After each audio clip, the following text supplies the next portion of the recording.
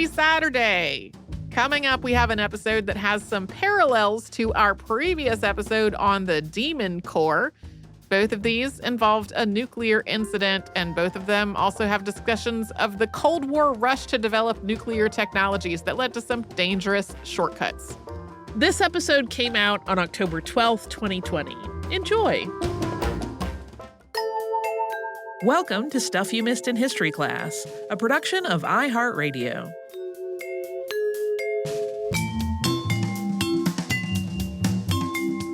Hello and welcome to the podcast. I'm Tracy V. Wilson. And I'm Holly Fry. My friend Adrian, who is a science educator, asked me years ago at this point whether we had ever thought about doing an episode on the Demon Core, which sounds terrifying, and I kept thinking it might make a good October episode because nuclear criticality accidents can be terrifying. Like, they expose people to possibly lethal doses of radiation in just a fraction of a second, usually completely by surprise and before anybody can react. And then that leads to just a horrifying and gruesome and sometimes prolonged death. So then every October, I kept moving on in other directions and not getting to the Demon Core. Here it finally is. The Demon Core was a sphere of plutonium-gallium alloy that the United States made for an atomic bomb during World War II. And then after the war, researchers at Los Alamos National Laboratory had two separate fatal criticality accidents while working with it. Those accidents are also part of a greater history of criticality accidents, most of which took place in the 1950s and 60s. So we're going to talk about that progression today. Just to set some expectations, nuclear reactor meltdowns, like the disasters at 3 Mile Island and Chernobyl and Fukushima, those are a slightly different thing from what we're talking about today. Some of them could technically be classified as criticality accidents, but they're also just a little bit bigger than the topics that we're focused on. So to make sense of how these incidents play out, we need to walk through a little bit of science history. In 1932, James Chadwick discovered the uncharged subatomic particle known as the neutron. And soon, physicists were using neutrons to study atoms, including bombarding atomic nuclei with neutrons to study the results. It was through this work that Otto Hahn, Lise Meitner, and Fritz Strassmann discovered nuclear fission in 1938. Hahn had been working with uranium samples that had been bombarded with neutrons, and for reasons that he couldn't really explain, barium isotopes started appearing in his samples as well. Meitner and Strassmann made the connection that barium has about half the atomic mass of uranium, so the uranium atoms were splitting into two roughly equal parts. The idea that an atom could split in this way had been suggested before, but it was not really taken seriously at the time because it seemed absolutely contrary to how people understood nuclear physics at that point. This breakdown of uranium into barium didn't answer all the questions, though. Meitner also calculated that the two new barium nuclei would be slightly less massive than the original uranium nucleus, with the difference converted into energy. Otto Hahn was awarded the Nobel Prize in Chemistry for the discovery of nuclear fission in 1944. Although Meitner and Strassmann were mentioned in the speech, they were not included in that award. Nuclear fission can happen spontaneously in the natural world, and the details can play out a little bit differently in different elements and isotopes, but in terms of what we're talking about today, it typically starts with neutrons. Neutrons interact with the atom's nucleus, causing it to split. That split releases one or more other neutrons, and in the right conditions, those neutrons can reach the nuclei of other nearby atoms, causing them to split. That can continue on in a chain reaction. If there's enough material in one place to support a regular, ongoing, self-sustaining chain reaction, that's known as critical mass. In a supercritical mass, this chain reaction unfolds at an escalating rate instead of a steady one. It's not just about how much physical material is in one place, though. The volume of the material, its geometry, its concentration, its surroundings, and other factors all play a part. As a hypothetical example, if you have a very thin sheet of uranium-235, a lot of the neutrons that are released during fission are going to fly off into the surrounding air without hitting any uranium atoms. But if you have the same amount of uranium-235 packed into a tight sphere, the neutrons from the interior are far more likely to interact with other nuclei as they travel, potentially starting a chain reaction. So the elements that break down in these interactions are radioactive, and the products of fission are generally radioactive as well. The energy that's released during nuclear fission, which there can be a lot of, also includes ionizing radiation. And while ionizing radiation has some beneficial uses, it can also be incredibly destructive to living cells. Criticality accidents can expose people and objects to just enormous amounts of radiation in an instant. So facilities that handle these types of materials have to take a lot of precautions to protect people from radiation and to prevent an accidental criticality, which is sometimes also called a power excursion. This includes restrictions on how much material can be in a particular place and how it should be handled. Containers to hold the material have to be shaped in a way that is unfavorable for criticality and made of materials that won't reflect too many subatomic particles back into the material. And people handling the material have to be trained on how to prevent criticality accidents. Some of this can be a little counterintuitive to outside observers. For example, if you saw some plutonium rods placed near each other in a way that could potentially lead to a criticality, your first instinct might be to move them apart so that they would not do that. But a person's own body can also reflect neutrons back at the material. So the very act of trying to prevent a criticality accident could actually wind up causing one instead.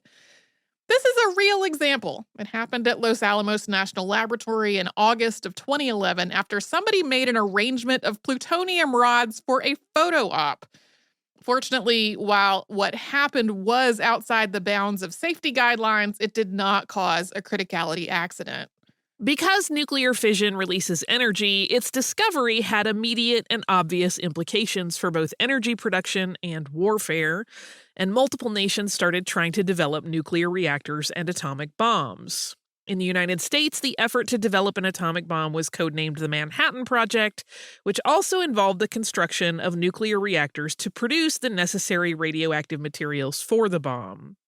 For the most part, the reactors converted naturally occurring uranium into uranium and plutonium fuel.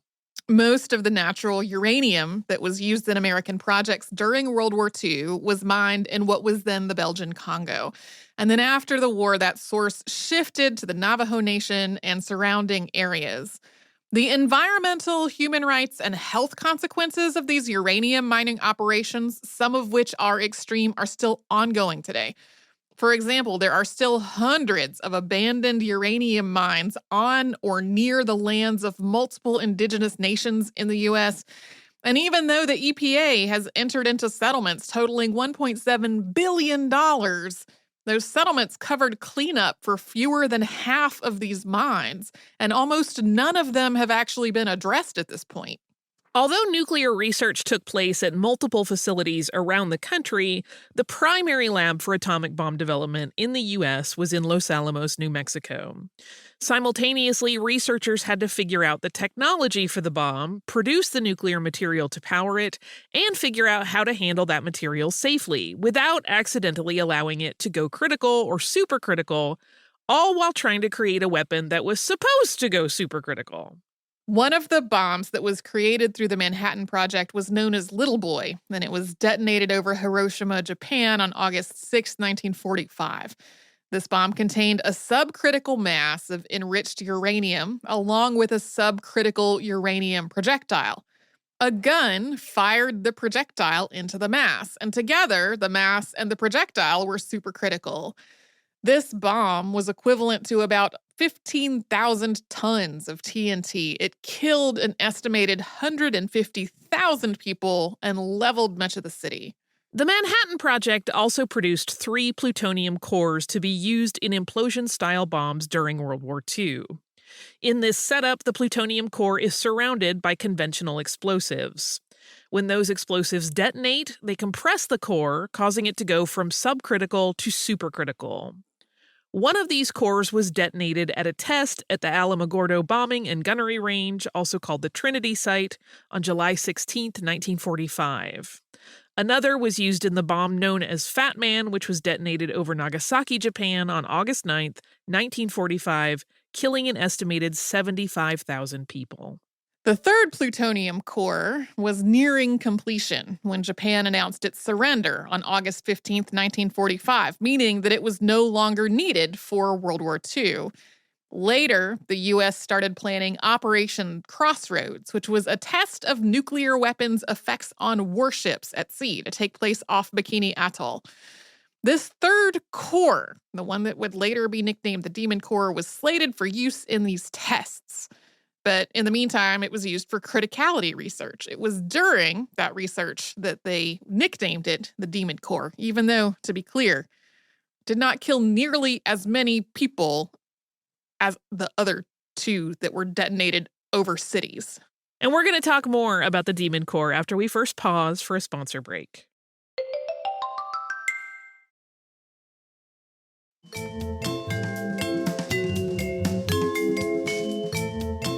The plutonium core that was eventually nicknamed the Demon Core was originally nicknamed Rufus. I don't know why, but so many sources have said that seems legitimate. It was a 6.2 kilogram or 13.7 pound sphere, really two hemispheres, made of refined plutonium and gallium. Under normal conditions, it was 95% of a critical mass, so it's often described as having a hair trigger. Although it had been created for use in a bomb, this hair trigger also made the core useful for criticality experiments. Physicists could intentionally reflect neutrons back at the core to push it close to criticality and gather data about what was happening. Physicist Richard Feynman, whose work with the Manhattan Project included helping to work out standards to prevent criticality accidents, reportedly nicknamed these types of experiments tickling the dragon's tail. On August 21st, 1945, 24-year-old graduate student Harry Dalian Jr. was working by himself in the lab. Because of the nature of the work that was being done at Los Alamos, like it was critical to the war effort, it involved part of the nation's nuclear material stockpile, it was standard for security guards to always be present. So even though Dalian was working alone on this experiment, there was one other person in the room. That was 29-year-old Private Robert Hemmerly, who was sitting at a table about 12 feet away from the core. Dalian was using tungsten carbide bricks to build a reflective wall around the plutonium core by hand. The bricks reflected neutrons back at the core, inching it closer to criticality. The more bricks he added, the more neutrons were reflected, and the closer the core got to going critical. As Dalian was about to add the last brick in this structure, his instruments showed that doing so was going to cause the core to go critical. So he tried to pull that last brick away. But as he did, it slipped out of his hand and dropped directly onto the core. Dalian used his other hand to knock the dropped brick away, but it was too late. There was a wave of heat and a brief flash of blue light all around the exterior of the sphere. That light was probably Cherenkov radiation, which is the result of charged particles moving faster than the speed of light through a transparent medium, like air. In that brief moment between when he dropped the brick and when he knocked it away, Dalian was hit with a blast of neutron radiation. He disassembled the reflector that he had built, and that continued to expose him to gamma radiation while he was doing so. Today, absorbed radiation is measured in gray, with 1 gray being equivalent to 100 rads. A sudden whole-body dose of 0.7 gray is enough to cause acute radiation sickness. Sometimes symptoms can develop at as little as 0.3 gray. Dalian's dose was estimated at 5.1 gray. He died 25 days after the accident on September 15, 1945. Private Hemmerly's dose was estimated at 0.5 gray. He survived this incident, apparently without serious injury at the time. If you read older articles that were published before his death later on, like they'll say that he wasn't seriously harmed. But he wound up dying of leukemia, which might have been related to this radiation exposure when he was 62. Afterward, criticality experiments continued at Los Alamos in spite of this fatality, although some new safety standards were put into play. The list of people allowed to do these kinds of experiments was shortened, with 2 sets of monitoring equipment required for each experiment. The new standards reiterated that at least 2 people, in addition to the guard, had to be present for this kind of work. Researchers also started discussing whether it would be better to do these kinds of experiments remotely, so that if a criticality did happen, it would be too far away from people to hurt them. Operation Crossroads was scheduled to start in July of 1946. But before the core was sent to the Marshall Islands to be used there, physicists were doing one last set of criticality experiments with it. On May 21st, 1946, Canadian physicist Louis Slotin was using a hollow beryllium sphere to mostly cover up the core and reflect neutrons back into it. The sphere had 2 halves, so the core was sort of resting in the bottom half. And he had his thumb threaded through a hole in the top half so that he could adjust the positioning of this sort of dome with his hand. He knew that if the sphere closed completely, it could cause a criticality, so he used the end of a screwdriver to keep the 2 halves slightly separate. This sounds like the kind of thing I would do at my house with something that is not dangerous, and even so, my husband would go, "Are you sure that's how you want to do it?" Yes.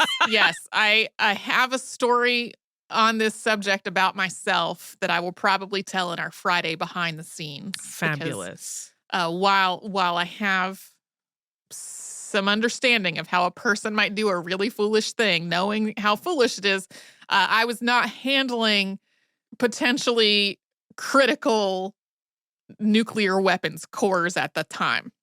As he was doing this, the screwdriver slipped and the dome totally closed. There was a brief flash of blue light that was visible over the normal illumination of the room. This lasted only a moment as Slotin flipped the dome off of the core. Slotin seems to have immediately understood that he was not going to survive this accident, saying, "Well, that does it." In general, a whole body radiation dose of more than 10 gray is inevitably fatal, and his has been estimated at 21 gray. At the same time, he had the presence of mind to try to document where the other 7 observers in the room had been standing at the time, and then to try to calculate how large of a dose of radiation each of them received. Their doses have been estimated as ranging between 0.37 and 3.6 gray.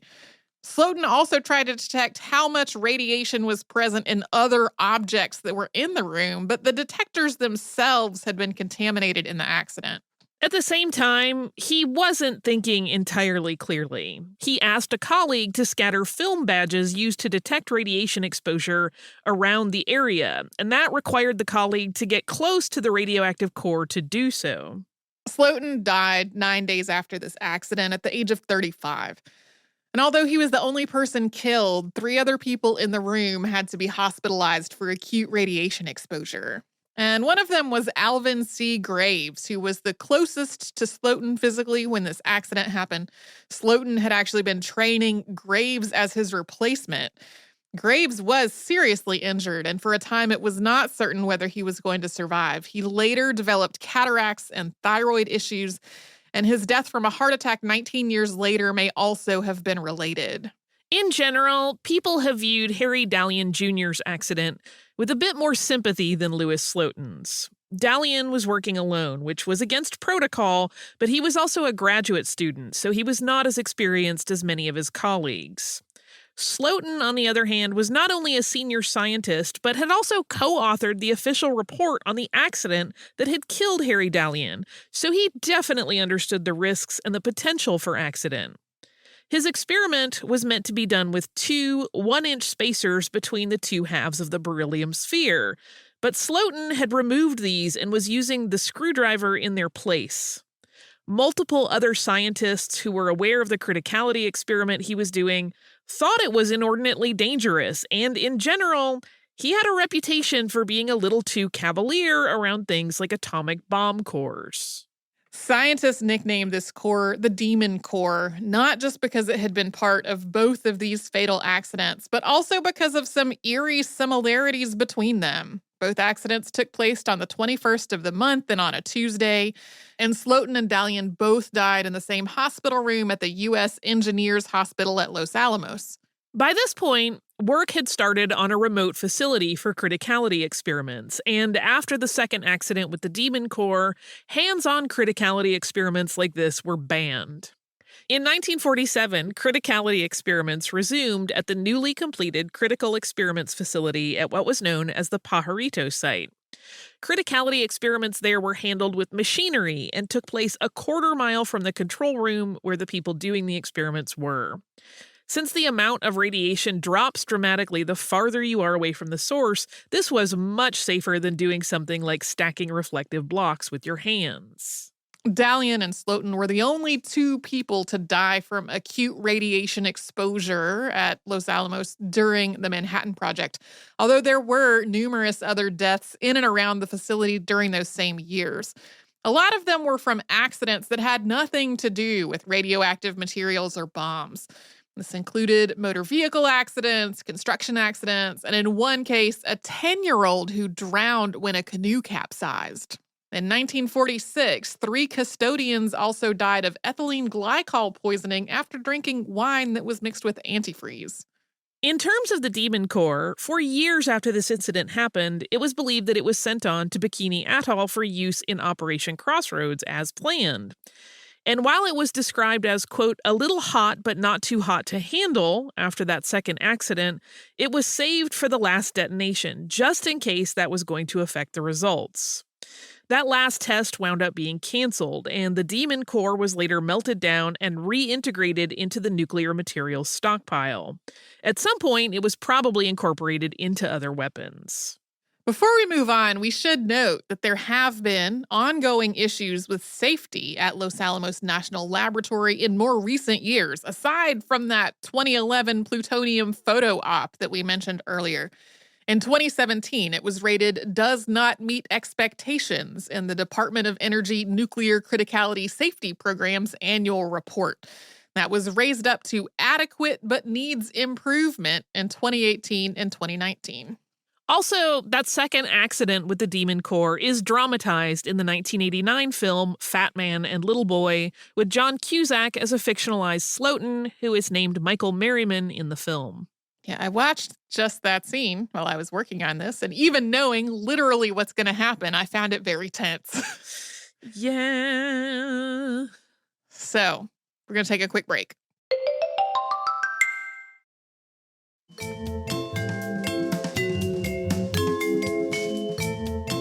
The 2 incidents that we already talked about happened during criticality experiments, so researchers were intentionally pushing the limits to do tests and gather data.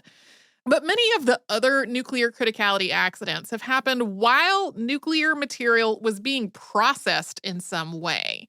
So these are people working at facilities that were actively trying to avoid a criticality. However, in a lot of cases, the workers who were actually handling this material also were not nuclear physicists. In some cases, they hadn't really been trained in criticality safety at all. They didn't necessarily know that something like the size and shape of a container could be an integral part of preventing a disaster. For example, on March 15, 1953, at the Mayak Enterprise facility in Russia, 2 workers were transferring plutonium solution from one vessel to another. Vessels had been arranged in a row along a wall, and every other vessel was supposed to be left empty to prevent criticality. The vessels were also supposed to contain at most 500 grams of plutonium. But neither of those limits was actually being followed. Vessels contained plutonium when they weren't supposed to, and also contained more than that 500-gram limit. So when a criticality occurred during this plutonium transfer, workers not only did not know that it had happened, but they also did not know that it had caused a serious problem because they had not been trained on this. They just noticed that one of the vessels became warm to the touch, so they started removing the plutonium solution out of it and kept on working. They only reported the incident 2 days later when one of them suddenly became ill. The worker who was closer to the vessel when it went critical ultimately had to have both of his legs amputated because of extreme tissue damage from this exposure. But in some cases, the staff involved in these incidents were trained. That was the case with Cecil Kelly, who received a lethal radiation dose in a criticality accident at Los Alamos on December 30th, 1958. Kelly had more than a decade of experience, but the tank he was working with had a concentration of plutonium that was more than 200 times what it should have been, for reasons that are not entirely clear. This happened during a physical inventory when liquids from 2 holding vessels were moved into one larger vessel. So Kelly was standing on a small ladder to see into a viewing window on a tank that was being used to chemically separate plutonium from other compounds. And when he turned the stirrer on inside the tank, the shape of the plutonium layer inside this solution allowed it to go critical. The radiation dose to his upper body has been estimated at 120 gray. Kelly either fell or was knocked to the floor and was completely disoriented after the criticality. He kept saying, "I'm burning up," and his colleagues and a nurse who arrived thought he had sustained some kind of a chemical burn. The nurse even commented that he had nice pink skin. This was actually a sign of radiation exposure, like a mild sunburn, and not a sign of being in good health. Yeah, because of all of the safety measures and his training and all this other stuff, like his colleagues, it was like it took a while for them to be like, did a criticality happen and we didn't realize it? Kelly died 35 hours after his exposure, and his death actually sparked the Human Tissue Analysis Project at Los Alamos. They would keep tissue samples for further study, and that actually led to a lawsuit. Kelly's family had authorized an autopsy to determine his cause of death, but they did not imagine that that was going to include tissue samples being retained for further study through this program. Other criticality accidents during the 1950s and 60s stemmed from workers intentionally bypassing safeguards meant to prevent them. One such accident happened on July 24th, 1964, at a facility that recovered uranium from scrap metal in Wood River Junction, Rhode Island. This facility had been in operation for about 4 months, and part of the process involved workers manually shaking 11-liter bottles full of contaminated solvent. This was a tedious process that no one particularly enjoyed, so a worker had the idea to combine the contents of several 11-liter bottles into a large tank and to use a stirrer. Running concurrently with that decision, one of the plant's evaporators had not been working properly, and it turned out that this was because it was plugged with uranyl nitrate crystals, that is a uranium salt. Fixing that problem involved filling several bottles with a concentrated uranyl nitrate solution as that plug was dissolved and removed. Even though those bottles were labeled, someone mistook them for the ones that contained the contaminated solvent, which was being mixed in the large tank. When the concentrated uranyl nitrate solution was dumped into the tank, it went critical, causing a blue-white flash of light and splashing liquid up and out of the tank and directly onto the worker. The criticality alarm sounded, and the worker ran to a nearby emergency shack. A supervisor who came in to investigate turned off the stirrer in the tank, which caused a second criticality as the solution changed shape. But no one knew about the second criticality at the time because the alarm was still going off from the first one. Yeah, there were multiple failures in the process and the safety measures that were involved in this incident. The technician who had been working the tank during that first criticality died of acute radiation exposure 2 days later after a radiation dose of about 100 gray. The supervisor's dose was somewhere around 1 gray. Other people nearby were also exposed to lesser doses as well. A similar incident took place at the Mayak Enterprise facility on January 2nd, 1958. Workers decided to drain a tank that had been used to hold material from criticality experiments faster than it was designed to drain. They removed the bolts that were holding the tank to the structure and tipped it over to drain it into containers. The shape of the material created in this process allowed a criticality, which ejected a huge amount of material from the tank. 3 of the 4 people who were doing this task died as a result, and the 4th, who was about 3 meters away at the time, was blinded and had long-term damage to the systems and organs on the left side of her body, which was closer to the tank when it went critical. Yeah, I took notes on so many other incidents as I was working on this. And it's really like almost the same story over and over and over. A lot of it involves containers of the wrong size or shape being used when they should not have been. So the good news is criticality accidents like this are far less common today than they were during the 1950s and 60s. Some of this is thanks to the end of the Cold War. So the rush to develop and produce nuclear weapons meant the United States and the Soviet Union in particular had a lot of facilities that were working with these kinds of materials.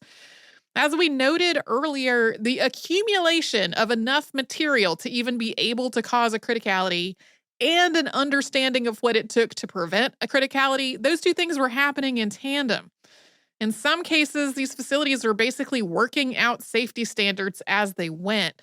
In others, though, they were disregarding safety standards in order to get work done faster or more cheaply. But it's also because as these incidents happened, the governments and facilities involved got better at designing procedures and protocols to prevent them in the future.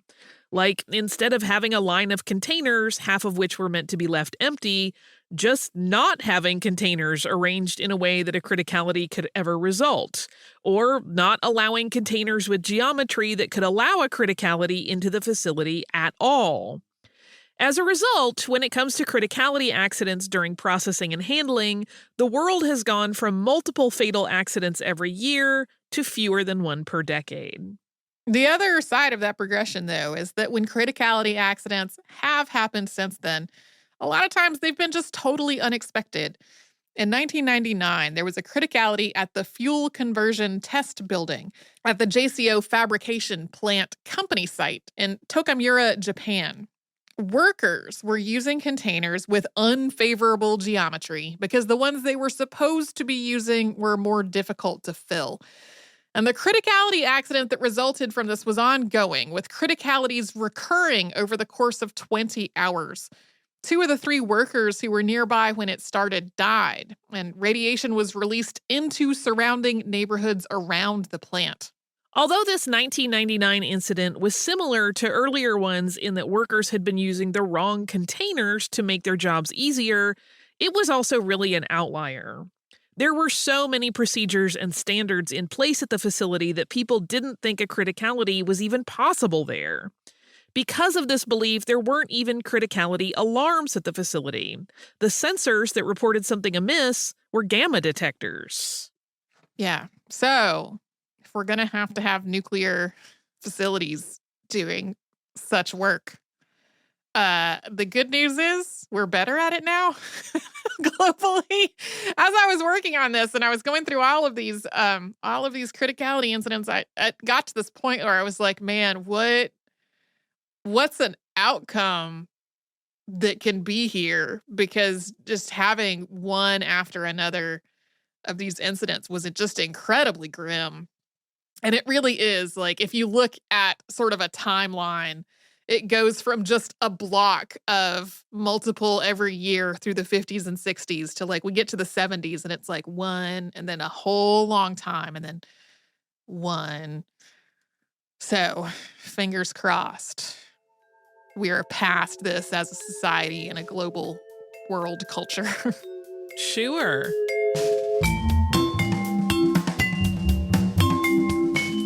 Thanks so much for joining us on this Saturday. If you'd like to send us a note, our email address is historypodcast@iheartradio.com. And you can subscribe to the show on the iHeartRadio app, Apple Podcasts, or wherever you listen to your favorite shows.